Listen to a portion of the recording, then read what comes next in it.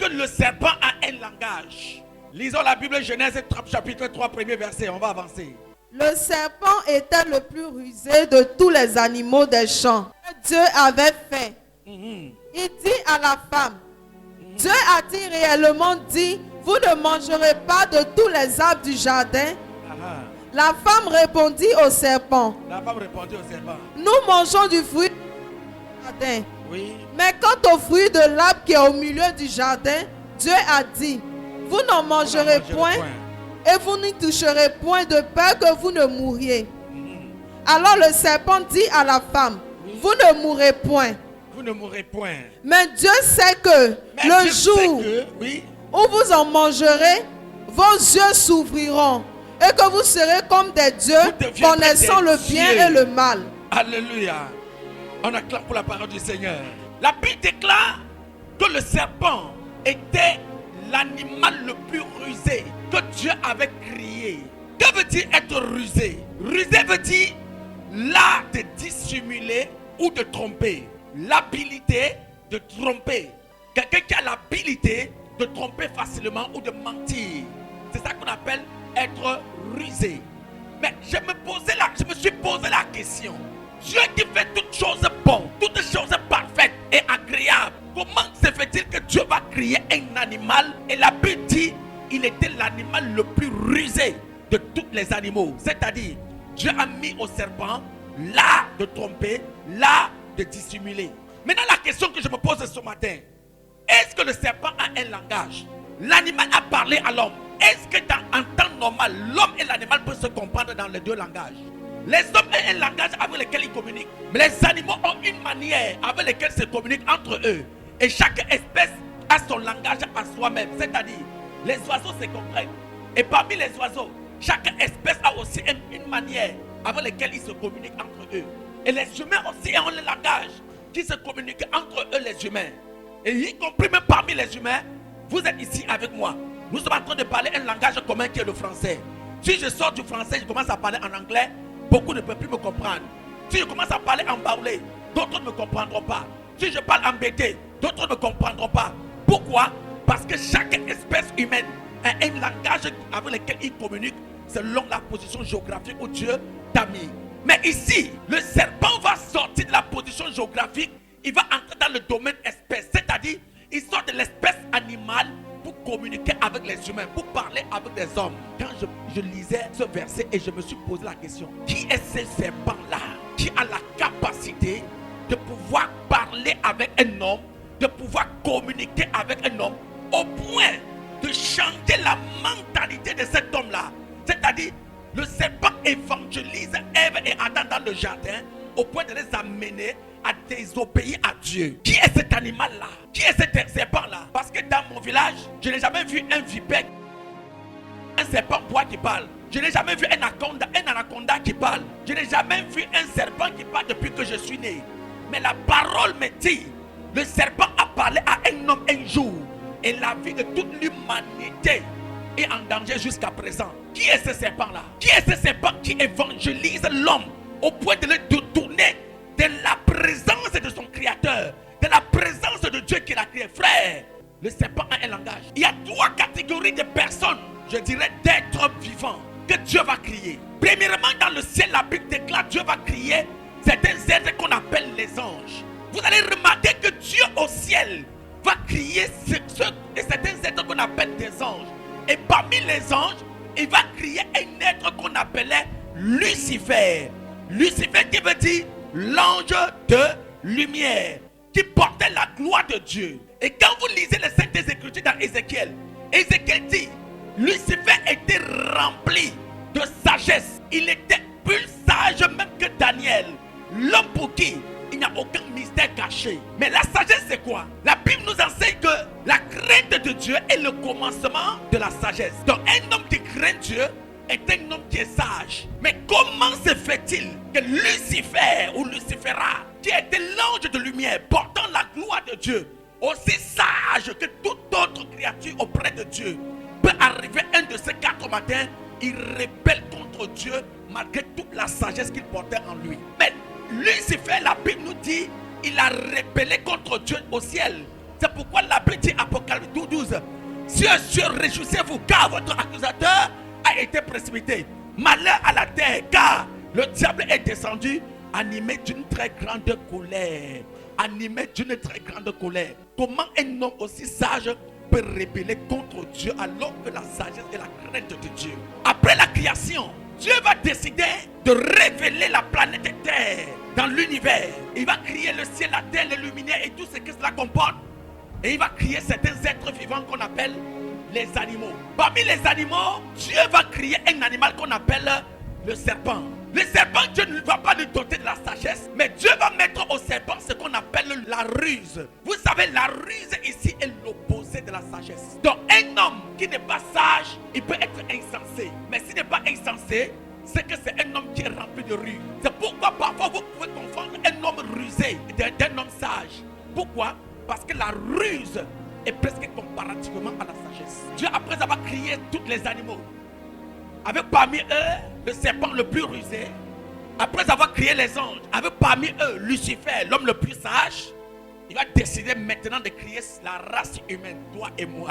Et la Bible nous dit, Dieu créa l'homme et la femme à son image et à sa ressemblance. Dieu donne à l'homme, au-delà de la sagesse, il donne à l'homme de porter sa gloire, d'être le reflet de sa présence. C'est-à-dire là où l'homme est présent, la présence de Dieu est dans cet endroit. Car Dieu descendait au jardin chaque jour pour se mirer au travers de l'homme, pour se voir au travers de l'homme à qui il avait donné son image, à qui il avait créé selon sa ressemblance. Satan, malgré sa beauté, lui qui marchait sur les pieds étincelants, lui qui marchait sur l'émeraude, l'escarboucle, qui marchait sur le saphir, qui marchait sur de l'or, sur le diamant, lui qui marchait sur la lumière, portant la gloire de Dieu, Satan s'est vu à ce niveau être inférieur à l'homme. Pourquoi? Parce que l'homme était exactement comme son maître Dieu, doté de sagesse, doté d'intelligence, portant la connaissance de Dieu. C'est pourquoi sur la terre Dieu dit: je donne le pouvoir à l'homme de dominer, d'assujettir, d'être béni, de se multiplier et d'être fécond. Donc la terre appartient à l'homme. La terre n'appartient pas à l'animal ni au serpent. La terre n'appartient pas à Lucifer ni au diable. Mais regardez-le, un homme qui était plus sage auprès de Dieu, il descend sur la terre. En temps normal, si Satan veut communiquer avec quelqu'un, il va communiquer avec l'homme, pas avec le serpent. Mais Satan descend sur la terre. Il ne prend pas la forme d'un homme, mais il prend la forme du serpent. Pourquoi? Parce que la sagesse que Satan portait était une sagesse corrompue. La Bible déclare, Ézéchiel 28, verset 7, une sagesse souillée devient une ruse. C'est pourquoi quand Satan chute du ciel, il arrive sur la terre, il n'a pas pris la forme du lion, l'animal, le roi de la forêt. Il n'a pas pris la forme de l'éléphant. Il n'a pas pris la forme d'un autre animal, même le gorille, que les scientifiques disent il est le plus proche des humains. Il n'a pas pris la forme d'un gorille ou d'un singe, mais il est allé prendre la forme d'un serpent. Pourquoi? Parce qu'en cet instant précis, la sagesse de Satan, de Lucifer, était déjà corrompue. Et là, au lieu d'avoir la sagesse, il est devenu un être rusé comme le serpent. Il y a des personnes autour de toi qui marchent avec toi, qui vivent avec toi, mais dont Satan avait déjà pris le contrôle de leur âme depuis, mais tu n'es pas au courant. Si Lucifer, descendu du ciel, qui est devenu Satan, le diable sur la terre, est capable de prendre la forme d'un serpent pour communiquer avec des hommes, il est capable de prendre aussi la forme d'un lion pour te parler. Il est capable de prendre à la forme de ta soeur, de ton frère pour te parler. D'ailleurs, la Bible appelle non seulement le serpent, on appelle aussi le dragon ancien. Non seulement il est capable de prendre la forme du serpent, il prend aussi la forme du dragon. Le langage du serpent, c'est quel langage? La Bible déclare le jour où Ève et Adam ont rencontré Satan, le serpent, dans le jardin, ils ont oublié Dieu. Dieu venait chaque jour les rendre visite. Ils communiaient chaque jour avec Dieu. Ils mangeaient chaque jour avec Dieu. Et le jour où le serpent est entré dans le jardin, ils ont vu Dieu, ils ont fui de la présence de Dieu. Ils ont fui de la présence de Dieu. Pourquoi?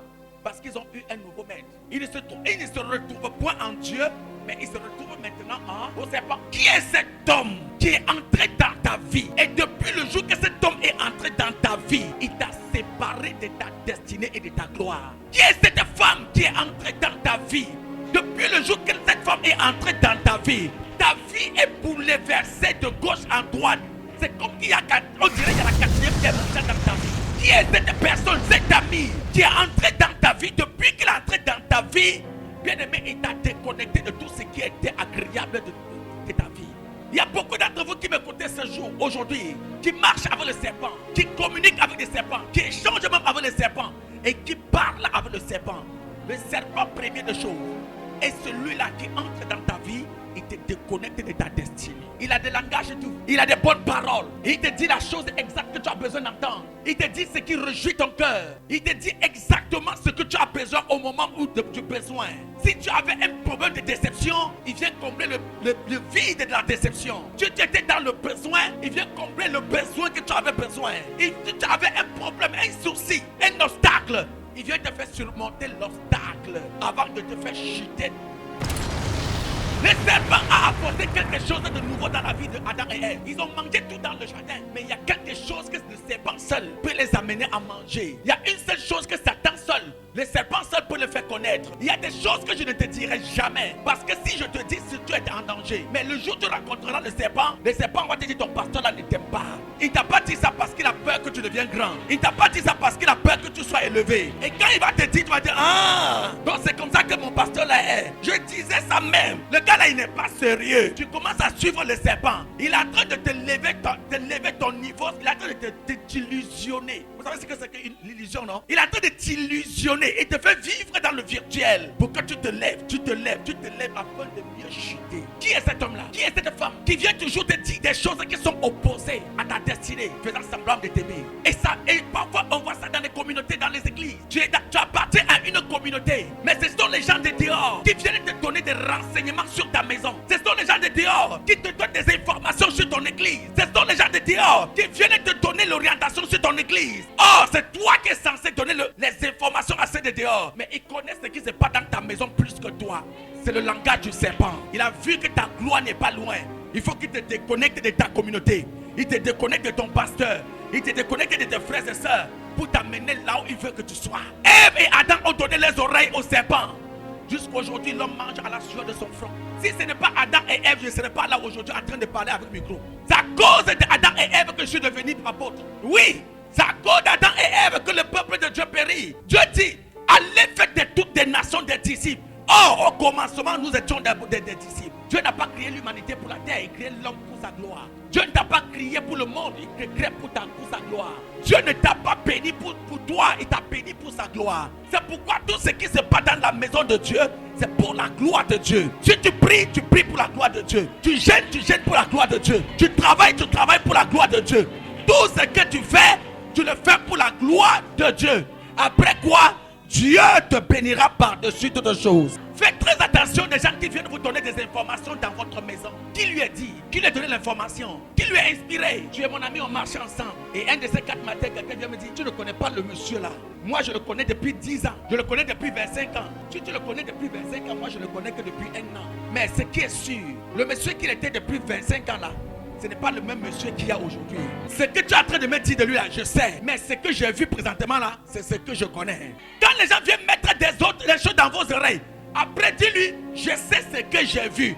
Il a dit, j'ai entendu parler de toi. Mais aujourd'hui, mes yeux ont vu, je témoigne. Les gens t'ont parlé, mais qu'est-ce que toi-même personnellement tu as vu? Ils ont demandé à Jésus. On dit que tu sèmes les troubles. Écoutez, église, écoutez bien. Les gens ont voulu détacher les chrétiens. Les croyants, ceux qui suivaient Jésus de sa présence, on l'accusait. Celui qui sème les troubles à Jérusalem, celui qui sème les troubles dans le pays, celui qui sème les troubles dans le royaume. On est venu lui poser la question. On dit que tu sèmes des troubles. Il leur a demandé, qu'est-ce que vous avez vu? Adam, Ève, Dieu est avec toi depuis des millénaires. Depuis le ciel jusqu'à la terre dans le jardin. Tu es avec Dieu, il communie avec toi, il mange avec toi. Mais le serpent vient te dire, Dieu vous a menti. Il sait que le jour que tu vas manger, tu vas devenir Dieu comme Dieu. Hey! Depuis quand un vase peut être comme le potier? Est-ce que ce vase peut demander au potier, pourquoi m'as-tu fait ainsi? Est-ce que ce vase peut dire au potier, je vais devenir comme toi? Il est la forme de celui qui l'a fabriqué. Et celui qui l'a fabriqué l'a fait selon la forme qu'il veut. Mais le serpent va venir te dire, non, Dieu sait, le jour que tu vas te briser là, tu vas devenir comme un Dieu. Si tu te brises, c'est fini. Le langage du serpent, c'est le langage qui vient t'enlever de ta position.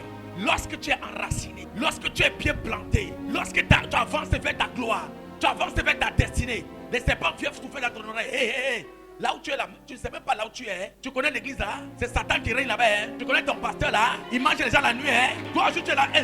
Tu dis quoi? J'ai bien dit. Regarde comment il s'habille même. J'ai bien dit, regarde-moi ses cheveux qui ne coiffent jamais là. J'ai bien dit, regarde-moi sa chaussure bizarre là. J'ai bien dit, regarde là. Ah, j'ai vu sa ceinture là même. Je comprends maintenant. Donc sa ceinture là même là, c'est pas normal. Yeah, j'ai vu sa bague là. On dit que sa bague là, on a préparé ça sur le marabout. C'est Satan. C'est le langage du Satan. Alléluia. Le serpent veut tout faire pour que tu sortes de là où tu es. Pour que tu quittes la position où tu es. Un enfant qui est avec son père depuis des années. Mais un étranger vient te dire tes parents ne t'aiment pas. Si tes parents ne t'aimaient pas, tu devais mourir même depuis des années. Si tes parents ne t'aimaient pas, on ne devait pas te lever pour que tu deviennes ce que tu es devenu. Aujourd'hui, tu as l'art d'écouter, l'art de comprendre.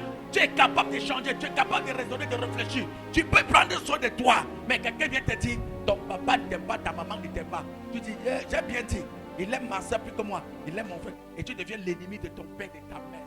Sortez. Église, faites très attention à des personnes. Je dis, il y a des personnes quand ils entrent dans ta vie, ils te déconnectent de toutes tes relations. Quand une personne entre dans ta vie, la personne va porter quelque chose de nouveau dans ta vie. Ça peut être positif, ça peut être négatif. Mais Satan, il n'apporte rien de positif dans ta vie. Le serpent, quand il entre dans ta vie, ce qu'il va apporter, c'est ce qu'on appelle la ruse. La ruse, l'habilité de tromper, l'habilité de dissimuler, l'art de dissimuler. Il te dit que je t'aime. Son amour là est basé sur ta destruction. Il est en train de te dire ton âme là m'appartient. Quand il te dit je t'aime, il a te dit ton corps là m'appartient. S'il te dit je t'aime, ça veut dire que tout ce que tu possèdes l'appartient. Mais tu crois que c'est ton bien qu'il cherche, ce n'est pas ton bien, mais c'est ce que tu as qui l'intéresse. Tu lui diras. Ainsi parle le Seigneur. Ainsi parle le Seigneur l'Éternel. Tu mettais le sceau à la perfection. Tu étais un sceau. Écoutez, qu'est-ce que veut dire un sceau? Regardez bien aimé, quand on parle d'un sceau, ça veut dire que c'est un élément par lequel on avait pris pour sceller quelque chose. Dieu va dire à Satan, tu mettais dans le passé. Ce n'est pas le présent, ce n'est pas le futur. Tu étais un sceau à la perfection. Mais la question que nous nous posons à ce niveau avant de progresser, Dieu avait utilisé le roi des tirs, c'est-à-dire Lucifer, pour sceller quoi? Tu mettais un sceau à la perfection. Vous qui croyez que Satan c'est votre ami là, frère, faites attention à Satan. Ne sous-estimez jamais les capacités de Satan à dissuader. Je dis bien ne dissuader. Quelqu'un qui n'a jamais tombé à cause de Satan, il peut s'enorgueillir et te dire non, je suis trop spirituel. Moi je prie beaucoup, je gêne beaucoup. Frère, les rois de ce monde sont tombés et fléchis genoux devant Satan. David a fléchi genoux devant Satan. Moïse a fléchi genoux devant Satan. Abraham est tombé sur le langage du serpent. Tous ont tombé. Tous ont tombé. C'est pourquoi ne t'enorgueillis jamais de dire je connais trop, je connais Dieu, je parle avec Dieu. Frère, Satan s'en fout de toi. S'il a tenté Dieu, il te tentera. S'il a tenté Jésus, il te tentera. Ta spiritualité ne fait pas peur à Satan. Tu mettais un sceau à la perfection. Je vous ai dit au commencement, Dieu cria tous les anges au ciel, toute l'armée du ciel, tout ce qui était dans le royaume de Dieu. Mais Dieu va créer un être humain, un seul. Il va lui donner le nom de Lucifer, l'ange de la lumière. Oh, la Bible dit quoi dans le livre de Éphésiens? Dieu vit dans une lumière inaccessible à tout être humain. Une lumière auquel nous ne pouvons pas avoir accès. Et ici, on appelle Satan l'ange de la lumière. Et Dieu vit dans une lumière inaccessible aux hommes. Il portait alors la lumière qui faisait briller la gloire de Dieu. Satan. Et un être comme ça. Tu vois souvent les gens qui présentent Satan avec les cornes sur la tête. L'ennemi qui est auprès de toi n'a pas les cornes sur la tête. Et je vais te dire, l'ennemi qui est aux côtés de toi, parfois même ce n'est pas celui qui se fait savoir. Quelqu'un qui se fait savoir déjà son intention auprès de toi, c'est un bon ennemi. Le vrai ennemi, le connaître, c'est très difficile. Une personne qui vient devant toi, tout de suite, il se fait remarquer de son intention, c'est un bon ennemi. D'ailleurs, même celui-là, je ne le qualifie même pas d'ennemi. Parce qu'il est tiré, il est clair, il est franc. Et le plus souvent, ce sont ces personnes-là que nous faisons des ennemis. Parce qu'ils nous disent la vérité. Parce qu'ils sont tic au tac avec nous. Ils sont carte sur table avec nous. Nous n'aimons pas les personnes comme ça. Le plus dangereux, la femme rusée, l'homme rusé, l'hypocrite qui est à côté de toi. L'hypocrite qui marche avec toi. L'hypocrite qui dort avec toi. Qui mange avec toi. Il est le plus dangereux. Il est plus que le serpent. Il était parfait en beauté. Donc, ton ennemi, parfois, il est parfait en caractère selon toi. Ton amour, parfois, te semble, tu dirais même un ange que Dieu m'a envoyé. C'est pourquoi quand il arrive sur la terre, il ne peut pas prendre l'homme, car l'homme est fait à l'image et à la ressemblance de Dieu. Il n'est pas capable. Quand il regarde l'homme, il voit Dieu. Ce qu'il a fait au ciel, il est venu faire ça à elle. Parfois, nous cherchons à voir Satan avoir les cornes sur la tête. Non, Satan n'a pas toujours les cornes sur la tête. D'ailleurs, même quand Satan veut te frapper, il ne peut jamais te frapper avec ce qui n'est pas agréable. Revenons à Genèse, chapitre 3 où on était. La femme vit que l'arbre était bon à manger. Après la conversation avec le serpent, la femme vit que L'arbre était bon à manger et Et que- agréable à la vue. très agréable à la vue. Et qu'il était précieux pour ouvrir l'intelligence. Qu'il était, Précieux. il était. Mais la Bible déclare, à cet instant qu'il a entendu le langage du serpent, la femme vit que l'arbre était agréable à manger. Un. De deux, que l'arbre était bon pour ouvrir l'intelligence. Hey! Quel genre de langage on t'a donné pour que tu puisses changer radicalement de cette manière? Ça veut dire que tu dors au lit avec une femme, tu dors avec un homme sur ton lit. Le jour où le serpent le visite, la femme là commence à te voir comme un sorcier. L'homme là commence à te voir comme un sorcier. La femme vit que l'arbre était bon et agréable à manger. La femme ne voit plus les mangues qui étaient là. Elle ne voit plus la canne à sucre qui était là. Elle ne voit plus les avocatiers qui sont là. Elle ne voit plus les cerises qui sont là. Mais elle ne fait que elle voit seulement cet arbre là maintenant. C'est ça qui l'intéresse. Il y a des choses que quand ça entre dans ton cœur, tant que ça n'a pas détruit ton âme, tu ne peux pas te reposer. Le langage du serpent est très dangereux. Ève et Adam ont vendu toute l'humanité. Pourquoi? Quand le serpent a fini de parler à Ève et Adam, ils ont passé directement à l'action. Au lieu d'attendre que Dieu vienne pour le consulter, ils n'ont pas consulté Dieu, ils ont fait ce que le serpent avait dit. Verset 7. Oui. Les yeux de l'un et de l'autre s'ouvrirent. Les yeux de l'homme et de l'autre s'ouvrirent. Ils connurent qu'ils étaient nus. Et maintenant ils voient qu'ils étaient nus. Et ayant cousu des feuilles de figuier, ils s'en firent des ceintures. Oui. Alors ils entendirent la voix de l'Éternel Dieu, Ils attendaient la voix de Dieu et les pas de Dieu dans le jardin. qui parcourait le jardin vers le soir. Et l'homme et sa femme se cachèrent loin de la face de l'Éternel Dieu, au milieu des arbres du jardin. Serpent, Dieu est méchant. Les yeux de l'homme et de l'autre, de l'un et de l'autre s'ouvrirent. Et il vit qu'ils étaient nus. La Bible nous enseigne qu'Adam a vécu pendant 960 années sur terre. Donc, quand vous lisez les Saintes Écritures, vous allez comprendre que avant que Satan n'apparaît dans le jardin, ils ont vécu plus de 100 ans, 200 ans, 300 ans dans le jardin. Donc, pendant 300 années, moi et toi, on est ensemble. On ne s'est jamais rendu compte qu'on est nus. Mais à cause d'une simple visitation, je te regarde, tu es nu. Tu me regardes, je suis nu. Le gars là a ouvert nos yeux.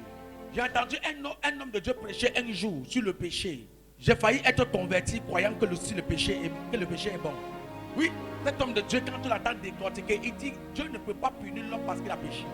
Il dit Dieu ne peut pas condamner l'homme parce qu'il a péché. Et il te donne des versets. Quand il te décortique, moi je suis assis, je réfléchis, je me dis mais la fin là même est comment? Comment Dieu peut créer l'être humain et détruire l'être humain? Donc ça veut dire que le péché n'est pas mauvais. Si je peux me manquer, si je veux je vote, si je veux je fornique, je commets l'adultère. Mais si tu ne connais pas la Bible, tu as entendu le langage d'un homme de Dieu comme cet homme de Dieu là, et ton église est pleine. Quand il prêche, les gens viennent s'aimer. L'hôtel était rempli d'argent, de semences. Pendant qu'il a fait le prêcher, il a fait le transpirer. J'ai regardé, j'ai dit langage du serpent. Il est en train de dérouter les enfants de Dieu de leur destinée. Une telle église, c'est Satan qui règne. Une telle église, c'est Satan qui règne dans cette église-là. Fornication, adultère, impurité, séduction, convoitise, toutes sortes de mal dans cette église-là. Pourquoi? Parce que Dieu ne condamne pas le péché. Dieu nous a rachetés par son sang. On peut vivre comme on veut. On peut faire ce qu'on veut. Jésus est mort pour nous. Donc Jésus ne peut plus mourir. Si Dieu condamne le péché, ça veut dire que Jésus est mort pour rien. Dis avec moi, c'est le langage du serpent. C'est le langage du Dieu a racheté tes péchés. Toi aussi, tu as ta contribution. Tu as ta part à faire. Tu as ta contribution à... C'est pourquoi il y a un verset biblique que je crains. Et je craignais toujours ce verset. Romains 12, chapitre 1er. Offrez vos corps en sacrifice à l'Éternel. Ce qui sera pour vous un culte saint et raisonnable devant l'Éternel. Un homme qui n'offre pas son corps en sacrifice à Dieu, le sacrifice de Christ ne sera pas valable pour toi. C'est pourquoi, Église, même qu'il fait chaud, qu'il fait froid, qu'il y a... Même si tu es malade, rien ne doit t'empêcher d'être dans la présence de Dieu. Rien ne doit t'empêcher d'être dans la présence de Dieu. Même si tu es fatigué, viens dans la présence de Dieu. Tu n'as pas l'argent de transport, marche à pied. Tu as migraine, viens. Quand tu vas entendre la parole que je suis en train de prêcher là, tu seras délivré. Tu as mal au pied, viens. Quand tu vas entendre la parole de Dieu, tu seras délivré. Tu as mal à l'œil, viens. Quand tu vas entendre la parole de Dieu, tu seras délivré. Il y a l'une de mes filles qui m'a appelé ce matin, me dit, papa, je ne viens pas à l'église. Je dis, viens, elle est venue. Depuis 2 jours, elle souffre atrocement de mal de ventre. Dès qu'elle est entrée dans mon bureau, j'ai prié pour elle, je sanctifié un verre d'eau, je l'ai donné à la bu. À l'instant qu'elle a bu, elle est partie là-bas derrière, elle a vomi tout. Le langage du serpent va te dire, ah mais tu as mal au pied, il faut dormir. Tu as mal au bras, il faut dormir. Reste à la maison, c'est qu'il n'y a pas. Et quand tu restes à la maison, c'est le jour là que Dieu voulait te visiter même. Le langage du serpent est un langage de la séduction. Les séducteurs et les séductrices. Toute personne qui séduit est conduite par l'esprit du serpent. Tout homme qui séduit ou toute femme qui a l'art de la séduction est une personne qui est sous les emprises de l'esprit du serpent. Femme, prends soin de ton corps. Prends soin de ton corps. Mais veille et réveille sur ton âme. Dans Genèse chapitre 3. Mais l'Éternel Dieu appela l'homme et lui dit, où es-tu? Il répondit, j'ai entendu ta voix dans le jardin et j'ai eu peur parce que je suis nu. Parce que je suis nu. Et je me suis caché. Aha. Il répondit, qui t'a appris que tu es nu? Qui t'a appris que tu es nu? Donc ça veut dire que si Adam et Ève peuvent savoir qu'ils sont nus, ça veut dire que quelqu'un les a parlé. Ça veut dire que quelqu'un les a parlé. Toi qui m'écoutes, quelqu'un t'a parlé depuis et tu es devenu bizarre à côté de moi. Toi qui m'écoutes, quelqu'un t'a parlé depuis. Tu es devenu bizarre avec tes colocataires. Toi qui m'écoutes, quelqu'un t'a parlé depuis. Tu as commencé à me regarder avec un œil. Tu as commencé à me regarder avec un seul, à m'écouter avec un seul oreille. Parce que la façon que tu m'écoutes, tu es en train de dire, bon, j'écoute, on ne sait jamais. Peut-être ce qu'on dit à est vrai. Donc je lui donne une oreille à gauche et une oreille là-bas. Qui t'a appris que tu es nu? Enfant de Toulaï, qui t'a dit que tu es nu? Qui t'a parlé de moi? Et tu commences à fuir de ma présence. Toi qui m'appelais du matin jusqu'au soir. Maintenant là pour avoir ton coup de fil, c'est comme j'ai gagné de loterie. Chaque fin du mois, tu étais dans ma maison avec des dons. Pour venir activer la grâce de Dieu sur ta vie. Maintenant là si je te vois, c'est que tu as un problème. Qui t'a parlé? Qui t'a dit quoi de ton pasteur? Et tu es devenu, et ton âme est corrompue jusqu'à ce niveau. Tu venais à l'église, tu étais la fille, l'homme le plus zélé. Mais depuis un temps, quand tu arrives dans l'église, on dirait qu'on t'a frappé toute la nuit, ton visage est sur poids mort.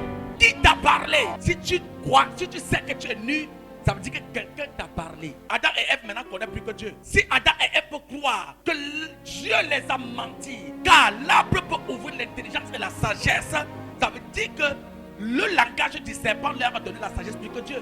La parole de qui t'a donné la sagesse plus que moi qui te parle. Je te dis va à gauche, tu vas à droite. Je te dis va à droite, tu vas à gauche. On dit reste sur place, tu disparais. On dit disparaît, c'est là où tu apparais. Enfant de Dieu, en ce temps de la fin, Satan opère par la séduction. Tu dis, hey, non, business que tu veux faire là, il ne faut pas faire. La personne s'entête, il peut faire. Mais quand il perd l'argent, au lieu de venir se confesser pour que tu pries pour lui, il commence à te fuir. Est-ce que tu as mangé de l'arbre que Dieu avait interdit? L'arbre ici, c'est quoi? C'est ce que Dieu t'interdit de faire, mais tu fais. Beaucoup d'entre vous mangent le fruit défendu tous les jours. Le fruit défendu, c'est la désobéissance. La désobéissance à Dieu. L'homme répondit, Écoutez-moi, l'homme répondit, la femme que tu as mise auprès de moi m'a donné de l'arbre et j'en ai mangé. Adam est devenu accusateur à cause du serpent. Quand le serpent t'a parlé, tu perds la raison. Tu ne dois pas donner ton oreille à quelqu'un qui n'a pas une destinée commune ou commune avec toi. Fais attention à celui qui te donne des conseils. Le salut est dans le plus nombre de conseils. La destruction de l'homme est dans le plus nombre de conseils. Si tu as des mauvais conseillers, tu vas à la perdition. Mais si tu as des bons conseillers, tu entres dans ta destinée. Même pour les couples, qui te donne des conseils dans ta maison, dans ton couple? Quand tu as des problèmes dans ta maison, dans ton couple, dans ton foyer, à qui t'adresses-tu? N'importe qui ne doit pas te donner des conseils dans ton couple. Tu vas voir une fille, un ami qui accorde dans le célibat, qui accorde dans le monde, qui vit une vie de débauche, une vie de célibataire chronique. C'est à elle que tu vas te confier. Elle, boîte de nuit, c'est elle. Changer garçon, c'est elle. Elle est dans toutes les sauces. Mais c'est à elle que tu prends conseil. Elle va te donner quel conseil? Il faut bien regarder celui à qui tu demandes conseil. Si sa vie d'abord est correcte. Jésus a dit à Pierre, je priais pour vous, pour que lorsque tu seras affermi, toi tu affermiras les autres. Il n'y a que celui qui est affermi qui peut affermir. Tu ne peux pas aller voir quelqu'un qui est en train de souffrir comme toi, il a faim depuis le matin, il n'a rien mangé. Tu dis, moi j'ai faim, donne-moi à manger. Lui-même, depuis le matin, il n'a pas mangé, mais tu veux qu'il te donne à manger comment? Il n'a pas mangé, maintenant tu viens lui demander, je vais faire comment pour trouver quelque chose à manger? Tu penses que lui-même, il savait comment il va faire pour trouver à manger? Il n'a pas fait. Si lui-même trouvait comment il va faire pour manger, c'est qu'il a trouvé la raison, il a trouvé le chemin. Maintenant, toi, tu as faim. Au lieu d'aller voir quelqu'un qui son ventre il a bien plein, il a mangé jusqu'à même peut-être le reste dans la poubelle. Là, tu vas voir un affamé aussi comme toi. Il va pleurer pour te donner, il va te dire, depuis le matin, moi, je n'ai rien mangé. Tu viens t'asseoir ici, là, on va attendre pour voir. Si tu as trop parlé, il va te dire, bon, donc, tu as fait comme moi, là, on va réfléchir, on va voir ce qu'on va faire. Allons voler. Dans le même point, la voix du serpent vient pour diviser. Adam commence à accuser sa femme. La femme que tu as mis auprès de moi, c'est elle qui m'en a donné, j'en ai mangé. Adam me dit, si tu ne m'avais pas donné cette femme-là, je ne devais pas pécher. Donc, Seigneur, prends ta femme, elle va avec lui. Adam, le jour qu'Adam a eu Ève, je vous le dis, le jour qu'Adam a vu Ève, il dit, voici l'os des maisons, voici la chair de ma chair. Donc, Adam me dit, Adam a oublié Dieu. Maintenant, il voit tout le reste là, le monde entier se limite à Ève. Maintenant que tu as fini de pécher, au lieu d'assumer la responsabilité de tes actes, tu dis, Seigneur, la femme que tu as mis à côté de moi, c'est elle qui m'en a donné, j'ai mangé. Une façon de dire à Dieu, je n'avais pas besoin. Alors que tu as dit l'os de maison, tu as dit la chair de ma chair. Maintenant, tu dis, c'est elle. Donc, ce sont tes os qui t'ont trompé, c'est ta chair qui t'a trompé. Mais si Ève est l'os de tes os, la chair de ta chair, qui t'a trompé alors? Ce sont tes os qui t'ont trompé, c'est ta chair qui t'a trompé. Parce que ce n'est pas la chair qu'Adam a péché. Ce n'est pas les os qu'Adam a péché. C'est ni pas l'esprit de Dieu. Mais le langage du serpent a porté la division dans la maison. Adam ne voit plus les os. Il ne voit plus ses os, il ne voit plus sa chair. Maintenant, il voit un ennemi. Le langage du serpent, quand il résonne dans ta vie, va te séparer de ta femme. Tu connais même ton mari là. Je connais, il a une go là-bas à Ariana. Tu connais ton mari là. On boit ensemble dans le ganda de maman. Tous les jours, je le vois là-bas avec les filles. Et ta fille, dans la fille là, c'est ta fiancée. Ça veut dire que tu veux te marier. Quand on rentre du travail là, elle t'a jamais dit qu'elle s'arrête tout le jour avant d'arriver. Bon, elle arrive à la maison toujours à 18h, non? Demande-la, elle finit le travail depuis 14h, elle vient toujours à 18h. Seulement parce qu'elle connaît tes heures de retour de la maison. Maintenant là, comme elle ne veut pas ton affaire, il vient donner quelque chose dans les oreilles de ton gars. Le gars aussi, même s'il ne croit pas, elle arrive à la maison maintenant, il te regarde bizarre. Il commence à lire ton comportement. Il commence à lire tes attitudes. Quand tu arrives à la maison, hey, chérie, ça va? Je savais. Ça veut dire que ce que je croyais là, c'est vrai. C'est parce que je suis fatigué. Tu es fatigué. Tu es fatigué, tu as fait quoi? Alors que la fille a passé toute sa journée à tirer la clé, à porter les canapés, des sourakas, à tout faire tout ce qu'elle. Elle est vraiment fatiguée. Seulement parce que le serpent a parlé au monsieur là. Maintenant tu es devenu coupable. Tout simplement parce que tu es fatigué. Alléluia. C'est ça le langage du serpent. Il vient apporter la division dans la maison. Il vient d'apporter la division dans le foyer. Ne sois jamais dans une communauté comme si tu es ici à True Light. Mais c'est les gens de dehors qui viennent te donner l'information sur ta maison. Ne sois jamais dans une maison. C'est les gens de dehors qui viennent te donner les conseils. Comment tu vas vivre dans cette maison-là. Non, frère. Il y a un langage chez nous. On dit que c'est celui qui a dormi auprès du malade qui connaît comment le malade était libre la nuit. Même le docteur ne sait pas. Il a fini d'injecter, il est parti. Mais c'est le garde malade qui sait ce qui s'est passé la nuit. C'est toi qui sais ce qui se passe dans ta maison. Ce n'est pas les gens de dehors qui vont te donner les informations sur ta maison. Faites comme Élisée. Taisez-vous, je le sais. C'est pourquoi tu vas voir quand Élisée et Élie, ils sont arrivés à Gilgal, à Bethel, à Jéricho, jusqu'au Jourdain. Les fils des prophètes, ils ont parlé qu'une seule fois. Pourquoi? Parce qu'à chaque fois qu'on parlait à Élisée, il disait taisez-vous, je le sais. Quand tu le dis une fois seulement, le serpent va fuir loin de toi. Et l'Éternel Dieu à la femme. Et Dieu dit à la femme, pourquoi as-tu fait cela? Femme, pourquoi tu as fait ça? Pourquoi tu as mangé? La femme répondit. La femme répondit. Le serpent m'a séduit. Le serpent m'a séduit. Et j'en ai mangé. Et j'en ai mangé. L'étranger là m'a séduit. C'est pourquoi je suis devenu comme ça. Le serpent m'en a séduit et j'en ai mangé. Donc le serpent, quand il m'a présenté le fruit, je ne pouvais pas résister. C'est pourquoi j'ai mangé. Ça veut dire que quand le serpent voulait présenter le fruit à Ève, il n'a pas présenté le fruit comme le fruit est, mais il a présenté le fruit par la séduction. Femme, homme, écoutez-moi. Il y a des personnes, il y a des relations que tu as entretenues avec des personnes que tu as regrettées par après. Pourquoi? Parce qu'au commencement de la relation, la personne t'avait séduit. Tu croyais voir de l'or, tu croyais voir du trésor, tu croyais voir un avenir, tu croyais que tu as gagné du jackpot. Mais quand tu entres dans la relation, tu te rends compte que tu t'es embobiné dans une boue que tu ne sais plus comment tu vas sortir. Il y a une qualité de femme que quand elle te séduit, quand tu la vois, Tu crois que tu as vu le miroir. Mais quand tu arrives à la maison avec elle, tu cherches même moyen comment tu vas faire pour la chasser. Tu ne peux pas. Tu t'es jamais posé la question qu'est-ce qui s'est passé? Parce que quand tu l'as vu, elle t'a séduit.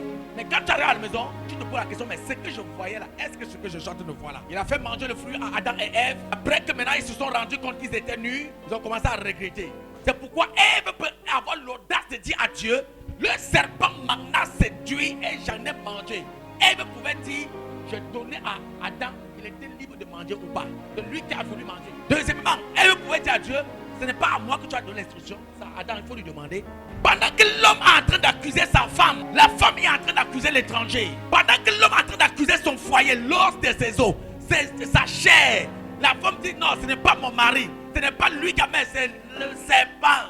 Dieu, c'est le serpent. Papa, c'est le serpent. Papa, c'est le serpent. Ce n'est pas moi. Ce n'est pas mon mari. Mais c'est le serpent qui m'a trompé. La séduction est une arme dangereuse de notre génération. Tu ne veux pas faire quelque chose, je peux détourner ton regard pour que tu fasses ce que je veux par la séduction. Si Satan n'avait pas séduit Ève, il n'aurait jamais réussi. La femme est très facile à convaincre. Si tu veux avoir une femme, il faut seulement trouver ce qu'elle aime. Si tu veux détourner une femme, il faut seulement savoir ce qu'elle aime. Et simplement faire ce qu'elle aime, elle perd la raison en même temps. C'est pourquoi moi j'ai dit, un homme qui ne satisfait pas sa femme à la maison, ce n'est pas un vrai homme. La femme n'est pas compliquée. Il faut simplement faire ce que la femme aime. Il faut connaître simplement ce que la femme aime et faire seulement ce qu'elle aime. Point. Les serpents m'en a séduit. Et regardez, avant que le serpent ne séduise, la Bible déclare et Ève vit que l'arbre était bon et agréable pour ouvrir les yeux. Donc, il faut seulement montrer à la femme ce qui est bon et agréable à son âme. Fils de l'homme, dis au prince des Tyrs, ainsi parle l'Éternel, le Seigneur l'Éternel. Ton cœur s'est élevé et tu as dit, je suis Dieu. Je suis assis sur le siège de Dieu, au sein des mers. Toi, tu es homme et non Dieu. Et tu prends ta volonté pour la volonté de Dieu. Voici, tu es plus sage que Daniel. Rien de secret n'est caché pour toi. Rien de secret n'est caché pour Satan. Qui parlait ici? C'est Dieu. Sur qui? Sur le serpent. Il n'y a rien de caché devant Satan. Ça veut dire que Satan, quand il te regarde là, il t'analyse, il t'étudie, il t'analyse, il t'étudie, il t'analyse, il t'étudie. Quand il te frappe, si Dieu, l'Esprit de Dieu n'est pas avec toi, tu vas tomber. Toutes les grandes hommes du monde entier ont fléchi devant la séduction. Même dans le ciel, la Bible déclare, Satan dans sa séduction a pu séduire un tiers d'ange avec lequel il est tombé, il est descendu de son trône. Si la séduction peut emporter des anges sur la terre, et qu'en est-il des humains qui sont faits de la chair et des os? Samson, l'homme le plus fort, est tombé sur la séduction et il a péri. David, le grand David, à cause de la séduction, il est tombé à cause de Bathsheba. Le grand patriarche Abraham, la Bible déclare, après la mort de Sarah, au lieu qu'Abraham reste tranquille, il va aller prendre encore une autre femme qu'on appelait Keturah. Après avoir d'abord même fait un enfant avec sa servante, le grand patriarche Abraham, la séduction. Jacob même, il a fini de prendre la grande soeur, il prend aussi la petite soeur. Mais jusque-là, ça n'a pas suffi à Jacob. Il va prendre la servante de la grande soeur, il prend aussi la servante de la petite soeur. La séduction. Le grand Moïse, il n'y a pas un autre comme Moïse. Je dis, Moïse parle avec Dieu face à face. Mais le grand Moïse, bien aimé dans le Seigneur, il va tomber amoureux d'une Égyptienne. Si bien que même Marie et l'autre vont se fâcher contre Moïse. Et toi qui me regardes aujourd'hui, crois-tu que tu es plus fort que Moïse, que David, que Samson, que Jacob? La Bible déclare, écoute, je clôture en disant ceci. La Bible déclare, Dieu permettra que la tentation vienne vers vous, mais il vous donnera la force de vous en sortir. Car aucune tentation ne viendra à toi sans que Dieu t'ait au préalable donné la force de pouvoir gérer cette tentation. Mais le plus souvent, quand la tentation vient, l'homme, au lieu de réfléchir, se laisse emporter par la tentation. Car la séduction vient par une tentation. Satan a tenté Ève et Adam sont tombés sur le péché parce qu'ils n'ont pas eu le temps de pouvoir discerner ce que Satan disait. Ils ont péché. L'année de même, dans tous les domaines de ta vie, à chaque pas de ta vie, faites attention de te laisser dérouter par la séduction. La vie de plusieurs personnes tourne à rond. Pourquoi? À cause de la séduction. Tu t'es fixé des objectifs en 2022. On est arrivé au 3e mois, au 4e mois. À cause de la voix du serpent, à cause de ce que tu as entendu, tu as changé d'idée. Tu as changé d'idée en même temps. Le projet de 2022 est devenu le projet de 2023. Tu as dit cette année, moi et Dieu, on va jusqu'à la gare. Au 3e mois, les gens sont en train de partir en bain. Toi aussi, tu veux partir en bain. Tu as oublié qu'en janvier, tu avais dit, Seigneur, mon ministère doit grandir. Au lieu de persévérer, tu veux faire comme la masse. Tu veux faire comme les autres. La séduction, tu changes les idées, tu changes la mentalité. Lorsque Satan se met à te prêcher, c'est pour que tu sois converti à lui. Au lieu d'être converti à Dieu, au lieu de marcher selon la volonté de Dieu, tu commences à marcher selon la volonté du monde. La séduction, elle te fait tomber de ta chaise royale à la poussière.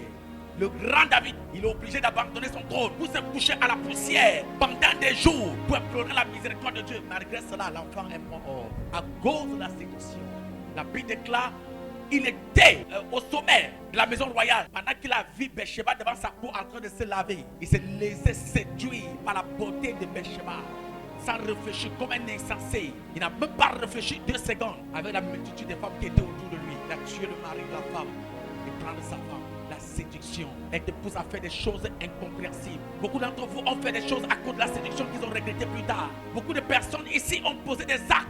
Même moi, votre père qui vous parle. Oui, on a fait des choses et des choses par la séduction. On s'est laissé emporter. On veut de l'or, on veut du diamant, on veut grosse voiture, on veut grosse maison. On veut.